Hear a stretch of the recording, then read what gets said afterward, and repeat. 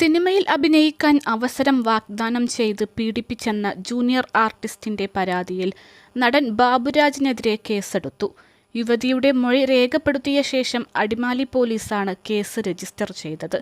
അടിമാലി സ്വദേശിനിയായ യുവതി ഡിഐജിക്ക് ഓൺലൈനായി നൽകിയ പരാതി അടിമാലി പോലീസിന് കൈമാറുകയായിരുന്നു. സിനിമയിൽ അഭിനയിക്കാൻ അവസരം വാഗ്ദാനം ചെയ്ത് അടിമാലിയിലെ റിസോർട്ടിലും ആലുവയിലെ വസതിയിലും വെച്ച് ബാബുരാജ് പീഡിപ്പിച്ചു എന്നാണ് പരാതി. യുവതിയുടെ മൊഴി ഓൺലൈനായി രേഖപ്പെടുത്തിയ ശേഷമാണ് കേസ് രജിസ്റ്റർ ചെയ്തത്.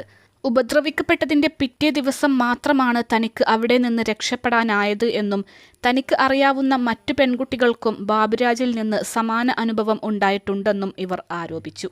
യുവതി പറയുന്നത് ഇങ്ങനെ: ഡിഗ്രി പഠനത്തിനു ശേഷം ബാബുരാജിന്റെ മൂന്നാറിലെ റിസോർട്ടിൽ റിസപ്ഷനിസ്റ്റായി ജോലി കിട്ടി. ബാബുരാജിന്റെ ജന്മദിന പാർട്ടി റിസോർട്ടിൽ നടന്നപ്പോഴാണ് അദ്ദേഹത്തെ പരിചയപ്പെട്ടത്. അഭിനയിക്കാനുള്ള താല്പര്യം മനസ്സിലാക്കി കൂദാശ എന്ന സിനിമയിൽ ചെറിയൊരു വേഷം നൽകി. പുതിയൊരു സിനിമയുടെ ചർച്ചയ്ക്കെന്ന് പറഞ്ഞ് 2019 ബാബുരാജ് ആലുവയിലെ വീട്ടിലേക്ക് ക്ഷണിച്ചു. സംവിധായകനും നിർമ്മാതാവും നടീനടന്മാരും അവിടെയുണ്ടെന്ന് പറഞ്ഞു. ഒരു ദിവസം ആ വീട്ടിലെത്തിയപ്പോൾ ബാബുരാജും ഒരു ജീവനക്കാരനും മാത്രമേ ഉണ്ടായിരുന്നുള്ളൂ. മറ്റാരുമില്ലേ എന്ന് ചോദിച്ചപ്പോൾ താഴത്തെ നിലയിൽ കാത്തിരിക്കാൻ പറഞ്ഞു. പിന്നീട് മുറിയിലേക്ക് എത്തിയ അദ്ദേഹം എന്നെ പീഡനത്തിന് ഇരയാക്കി.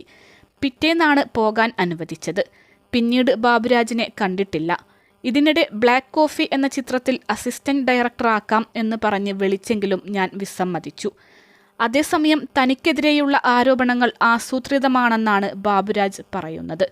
2019 താൻ മൂന്നാറിൽ ആണ് താമസം, ആലുവയിൽ അല്ല. ആലുവയിലെ വീട് മോശം അവസ്ഥയിലായിരുന്നു. 2020 കോവിഡ് സമയത്താണ് ആ വീട് നന്നാക്കി അവിടെ താമസിക്കുന്നത്. അമ്മയുടെ അടുത്ത ജനറൽ സെക്രട്ടറി താൻ ആകുമെന്ന് കരുതിയാണ് വെളിപ്പെടുത്തൽ. ആരോപണങ്ങൾ 100% തെറ്റാണ്. ആരോപണങ്ങളിൽ കഴമ്പില്ല. സംഘടനയുമായി ബന്ധപ്പെട്ടവരെ തളർത്തുകയാണ് ലക്ഷ്യം. ഇപ്പോൾ എന്തും വിളിച്ചു പറയാൻ പറ്റുന്ന സാഹചര്യമാണെന്നും ബാബുരാജ് പറഞ്ഞു.